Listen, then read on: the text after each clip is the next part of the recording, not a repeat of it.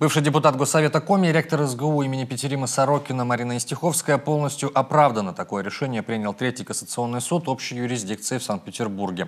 Напомню, уголовное дело в отношении экс-руководителя вуза возбудили осенью 2015 года.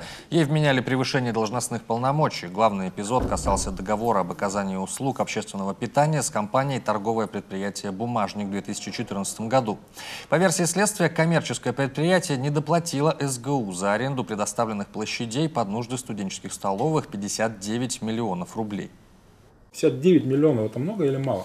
Это тяжкие последствия или не тяжкие последствия? Вот СГУ лишилась этих денежных средств. Лишилась этих денежных средств. В этом и заключается должностное преступление, что она превысила свои полномочия. Она не могла этого делать, но она умышленно это сделала. Она же не отрицает, что она подписала эти договоры, но они считают, что это не договор, это не завуалированный договор аренды, а что так можно. Государство считает, что так нельзя.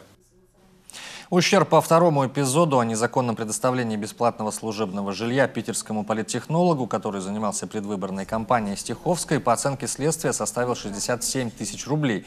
К слову, эти деньги она внесла в кассу вуза после начала прокурорской проверки.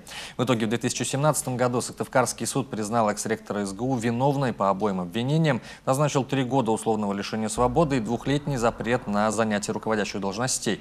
Апелляционная коллегия Верховного суда Коми приговор изменила, полностью исключив обвинение по договору с столовой за отсутствием состава преступления и признав за Истиховской право на реабилитацию.